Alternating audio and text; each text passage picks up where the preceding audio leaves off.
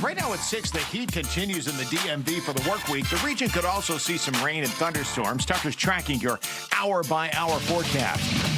A heads up for drivers in Northern Virginia. Lane closures begin today along parts of the GW Parkway. We're live with the impact on your morning commute.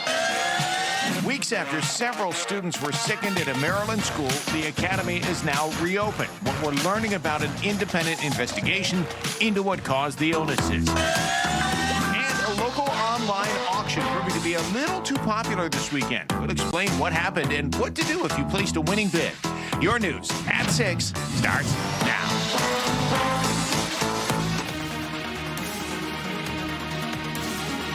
All right, great to be with you on a Monday. I hope you had a fantastic weekend. Mickey, it's always a pleasure to see you. Oh, you too, Steve. It's cool. I'm sitting in today for Marissa. I hope you guys had a great weekend. It always goes by so fast, doesn't it? So fast, but also a little on the hot side as well. So we'll see how this week's shaping up. Good morning, guys. Good morning. Good morning.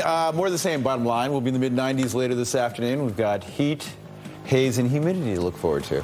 Lovely. Are we excited? Yeah. With a late-day thunderstorm, as we've seen the last couple days. All right, 6 a.m., let's do it. Yes, 6 a.m. numbers are in the sticky department. 78 sticky degrees in D.C., 70 Dallas, 71 BWI Marshall. Mid-90s, like literally like 95 for daytime high day with the heat index near 100. And by late afternoon, we'll likely have at least some scattered thunderstorms out and about. Nothing going at this hour. It looks like one lonesome store there north and west of Hagerstown, but for the most part, we're quiet. And we'll be quiet for the morning hours. Again, mid to late afternoon, look for some storms after a lot of daytime heat and humidity. I'll have more in just a minute about when we might get some relief. Annie Mae? All right, thanks, Todd. Taking a look here, 6 o'clock now. At your overview, Monday morning commute. We'll take a closer look, though, right now at about 38 minutes in delays on the inner loop local lanes through Oxon Hill because of late lift construction going on between I-295 and the Woodrow Wilson Bridge. 2 right lanes are blocked, and the off-ramp from 295 southbound to the inner loop is closed as well. Estimated time this will clear is about 30 minutes. Makia? All right, thanks, Annie Mae. A traffic alert this morning for anyone who uses the GW Parkway. Starting today, a stretch of the northbound Parkway will close for 5 hours a day, 4 days a week for tree work. Let's get to Maureen. She's in McLean with more of the details as to specifics of what and where and when. Hey, good morning, guys. Yeah, so timing here is important. Right now, the Parkway is open, so the morning rush will not be affected. All of this starts at 9:30, and when it does, the northbound span here will, at least a portion of it, not the whole thing, a northbound span, a portion of it will be closed for about 5 hours. Let's show you the map and give you some more details about what we're talking about here. The National Park Service will close all northbound lanes between Spout Run Parkway and Route 123.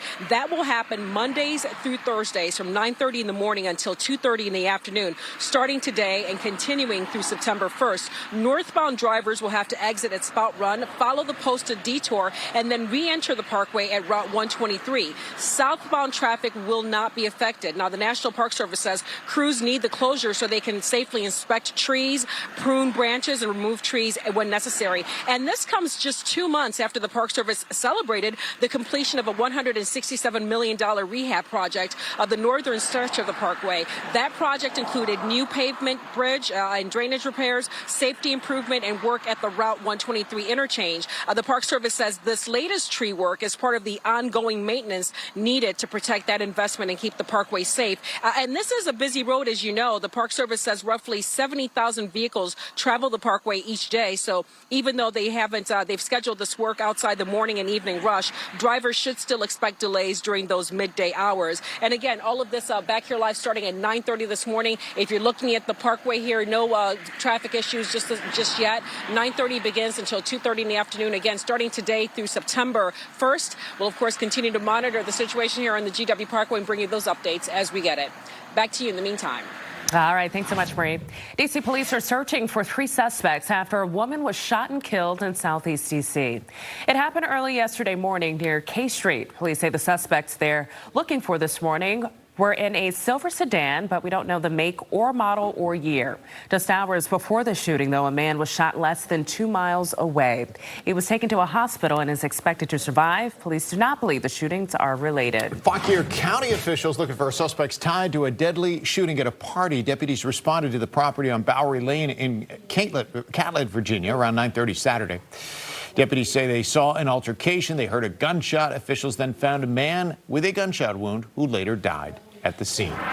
A man accused of kidnapping a family friend at knife point and leading police on a multi-state chase is due in court today. Christian Alvarenga was arrested in June by Herndon police. Investigators say he led officers on a chase through D.C., Maryland, and Virginia. No one was injured. Alvarenga is set to face a judge at 2 p.m. Purcellville Town Council hosted a special meeting tonight following the resignation of council member Susan Khalil. The meeting is set to discuss options to fill the vacant seat, including the possibility of holding a special election. That is at 6 p.m. tonight. Purcellville Town Hall. News of her resignation broke last week after she claimed to have faced, quote, relentless personal hostility during her 18 months in council. A D.C. National Guard has resumed operations at the Capitol Guardian Youth Challenge Academy in Laurel. This all comes after dozens of teen cadets were sickened there last month. Several teenagers were taken to a hospital for symptoms including dizziness, nausea, and headaches. An independent investigation found no evidence of carbon monoxide poisoning. The investigation also found no evidence of bacteria in the academy's water system. While an exact cause for the illness remains unclear, officials say foodborne illness and heat stress are possibilities. All right, 6:05, time for weather and traffic on the 5s as we take a peek outside. We're getting to that point of the summer where it's still dark out at 6 o'clock, so... Yeah, and hot too. I mean, we're just 2 degrees shy of 80 degrees. I know, it's one of those, it's been one of those summer weeks, you know, where we're in the 90s all weekend long, and our heat index is up near 100. We'll do it again today. Whew. We're going to gradually watch temperatures start to cool here by the end of the week, so things will be improving, but today will not be the improvement, as we're expecting daytime high again around 95. And we got to look out for, after another very humid day, thunderstorms developing kind of mid to late afternoon. Okay, Makia mentioned it. Sun not up yet. It will be in just a couple minutes time. 78 degrees starts your morning. Very sticky out there again this morning. Dulles at 70. Nice quiet morning for the most part. We've got a little bit of a thunderstorm flare up there north and west of Hagerstown. That should stay north of us, and we will keep it dry for the most part for the first half of the day. But again, after some daytime heating, we'll see the clouds billow, and just like the last couple of afternoons, we've got a good chance that we'll get at least some scattered thunderstorm activity, which in some cases could be on the strong side later this afternoon. Where you know, anytime you're talking about daytime highs in the mid-90s here, not difficult to drive strong thunderstorms, and that's what we'll likely do later this afternoon. Feeling like 100, again, with that heat index and storms possible, almost likely this afternoon for parts of the area. I'll have more when we cool it down, what to expect the rest of your week, since it's Monday morning at 6 a.m. and we're just getting started, coming up in just a couple minutes. All right, am I doing, yes I am, the Fox Local app. Make sure you download it today. And the QR code is right there, and you can follow along and, of course, keep track of the weather yourself right there in your pocket. Or it can be in your purse, or you can just leave it somewhere else. Oh, and the fan club. Look at us, we're doing it all. Okay, Sharonda, we saw Sharonda down in Indian Head a few weeks ago. Top of the morning, Fox 5 family and friends, and welcome home, Stefan Diggs. Commanders or Cowboys, life isn't about picking the winner, it's about winning with the people you picked. Aww. Ah, that's a nice, there we go, there's a deep thought there for a moment. Keep rolling. S.J. Wilkes, Fox 5's #1 fan. All right, we love it. I mean, listen, Sharonda, you're so right about all of this, except for you're wrong about the Cowboys. Okay? Yeah. It is. It's about picking the winner. And the losers in the Cowboys. Sorry, we're picking the Commanders in this case, Sharonda, all right? There are winners and losers in this world. Right? All right, scan me the upper right-hand corner. We're just having a good time with it. We love your picture. It looks like your whole family there. All right, thank you. We'll take a look here, 6:07 now. In Oxon Hill, inner loop of the Beltway, local lanes. We're looking at late lift construction that's going on between I-295 and the Woodrow Wilson Bridge. So updates is that it is in the clearing stages for you from the right lanes. The off-ramp, though, from I-295 southbound to the inner loop, updates there is that it's back open. 43 minutes in delays you'll see regardless from Branch Avenue. So we'll keep an eye on that for the next 20 minutes or so. This is Virginia 28 northbound through Chantilly, 2-vehicle incident before Willard Road. That has the right lane and shoulder blocked. About 11 minutes in delays from 66 for 3 miles. Finally getting somewhere you are clear here. 66 eastbound Gainesville towards the Beltway is about 21 minutes. And then the inner loop is clear as well. Main lane between 95 and the Dulles Toll Road is about 12 minutes. Steve, back to you.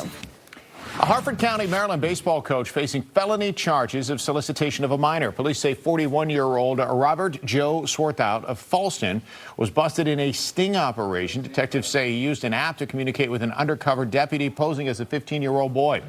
The sheriff's office said he served as a Falston recreational baseball coach and previously worked for a national tutoring company. A 20-year-old man will spend nearly 6 months in prison after hiding cameras inside of the bathroom at a popular Delray restaurant in Alexandria. Joshua Humbre Bueno was found guilty of placing the cameras inside of the employee bathroom at Gustave last September. The judge suspended 5 years of his sentence, instead giving him 5 years of probation. Congress passing several pieces of legislation over the weekend. The Senate narrowly confirming Todd Blanche as Attorney General. A 50-49 vote, no Democrats voting in favor. Lawmakers also passed a temporary measure to fund the government beyond the midterms, an overwhelmingly bipartisan 90-6 vote. That legislation could avoid a looming government shutdown 1st of October. Senate Democrats blocked Republican attempts at a stripped-back voter ID bill, a key component of the Save America Act. The Senate also passed sweeping sanctions against Russia, pushed for by the late Senator Lindsey Graham, penalizing countries that continue to buy Russian oil and gas. More signs of tensions in the Middle East this morning. Israel rejecting a deal announced by President Trump with Hamas last month. Israeli Prime Minister Benjamin Netanyahu saying Israeli military will not carry out any withdrawal from Gaza until Hamas has been disarmed. Meanwhile, Iran's negotiations with Oman on the Strait of Hormuz reportedly in final stages. Tehran pressing new demands, though, before reopening the waterway. They're hurting in a big way. They want this thing to be over. The question is whether their system is able to give the things that are necessary for us to be happy, for us to feel like we've gotten what we need out of this particular engagement. That is still to be determined, but I do think that we've made some progress over the last few days. And there's some relief for drivers as AAA reports the national average for a gallon of gas dipped a bit to $4.01. Which is more in line with the end of the summer travel season. Meantime, over the weekend, Ukraine and Russia exchanging more lethal drone strikes. This all comes as both sides ramp up campaigns against the other's commerce and energy infrastructures. Volodymyr Zelensky says that Ukraine has secured an agreement with the U.S. for monthly deliveries of its Patriot air defense missiles, though he cautioned that may not be enough, and he's hoping to secure licenses for Ukraine to manufacture its own weapons. All right, still to come after the break. We're just getting started on this Monday morning. We'll head out to the latest on the wildfires on the West Coast. Some residents can go home now. New videos and new details of some of the damage. And also, as we head to break, just a preview of this week's Zip Trip. We are headed to Haymarket, Virginia, right there in Prince William County. I will be there alongside Tucker and Annie Mae. We'll be there from 7:45 until 11 a.m. So come on out and say hello if you can. We're back after this.